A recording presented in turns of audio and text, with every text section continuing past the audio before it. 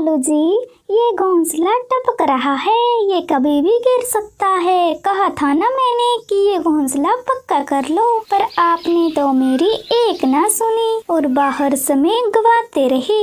अरे मेरी काली कभी, इस बारिश से क्या डरना, मैं तो तुम्हारे साथ हूँ। ऐसा वैसा कुछ नहीं होगा, तुम फिक्र मत करो।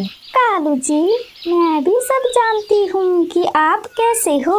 अगर ऐसा हुआ तो सबसे पहले आप ही मुझे छोड़ के कहीं भाग जाओगे। पिछली बार भी हमारा घोंसला टूटा था तो आप कैसे मुझे छोड़ के अपने दोस्त के घर चले गए थे। अरे अरे मेरी काली कभी, वो समय अलग था, अब मैं ऐसा कुछ नहीं करूँगा। बारिश बहुत तेज हो रही थी। मम्मा, ये बारिश कब रुकेगी? गुड़िया बेटी, मुझे भी नहीं पता कि ये बारिश कब तक रुकेगी। मम्मा, घर में तो अनाज भी खत्म हो गया है, अब हम क्या खाएंगे? गुड़िया बेटी, तुम फिक्र मत करो, जैसे ही ये बारिश रुकेगी मैं भोजन लाने चली जाऊंगी। मम्मा, मुझे बहुत जोरों की भूख लगी है।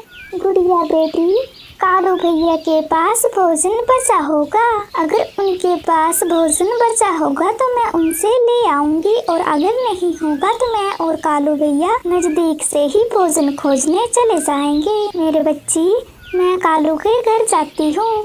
चिड़िया कालू कौवे के घर चली जाती है।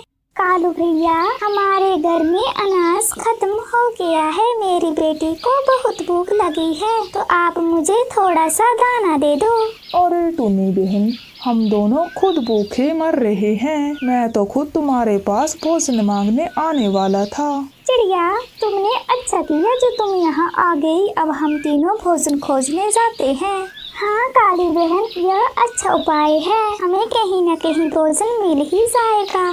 फिर तीनों बारिश में भीगते हुए भोजन ढूंढने चले जाते हैं। बारिश तो बहुत जोरों की पड़ रही थी और भोजन का कोई अता पता नहीं था। तीनों लगातार भोजन खोजे जा रहे थे। कुछ देर खोजने के बाद उन्हें थोड़ा बहुत अनाज मिल जाता है। अनाज लेकर वो अपने अपने घर चले जाते हैं। चिड़िया भी अपनी बेटी को दाना खिला देती है।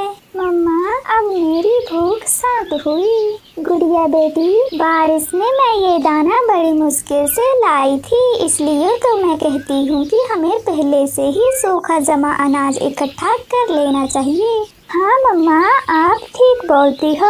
अगले ही दिन बारिश रुक जाती है। पूरा जंगल चहचहाते पक्षियों की आवाज से गूंज रहा था। तभी चिड़िया के पास मीठी तोती आती है। चिड़िया चिड़िया चिड़िया बहन, मेरी मदद करो, मैं बहुत परेशान हूँ। मीठी बहन, क्या हुआ? आप इतनी घबराई क्यों हैं?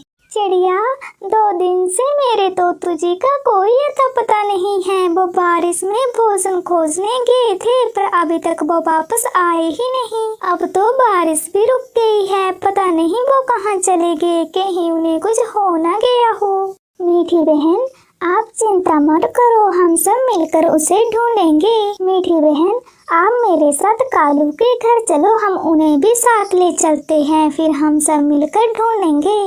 फिर चिड़िया और मीठी तोतू कालू के घर जाती है और उन्हें इस घटना के बारे में बताती है। समय न गवाते हुए चारों वहां से निकल जाते हैं। वह जंगल में जगह जगह पर खोजने लगते हैं, लेकिन तोते का कोई अता पता नहीं था।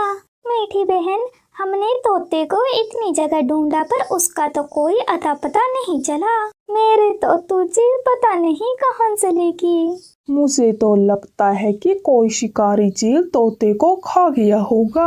कालू भैया, आप ऐसा ना बोले। दोस्तों, हमें एक बार चील की गुफा में देखना चाहिए, क्या पता चील ने तोतों को वहाँ रखा हो। फिर चारों चील की गुफा में जाते हैं। चील गुफा में ही था तो सब खिड़की से झांक के देखते हैं। आज तो मैं तोते का मांस खाऊंगा। मैं अपने दोस्त को भी बुला कर लाता हूँ, फिर हम दोनों तोते के मांस का आनंद लेंगे। चील अपने दोस्त को बुलाने चला जाता है। चिड़िया, मीठी, कालू, काली जल्दी से तोते के पास जाते हैं और उसे वहां से निकाल के सुरक्षित स्थान पर ले आते हैं। दोस्तों, अगर आज आप सब नहीं आते तो आज मुझे चील खा जाता। मिट्ठू जी ऐसा ना बोले, आपको कुछ नहीं होता, मैं हूँ ना। ये सब पक्षी हंसी खुशी अपने जंगल लौट आते हैं।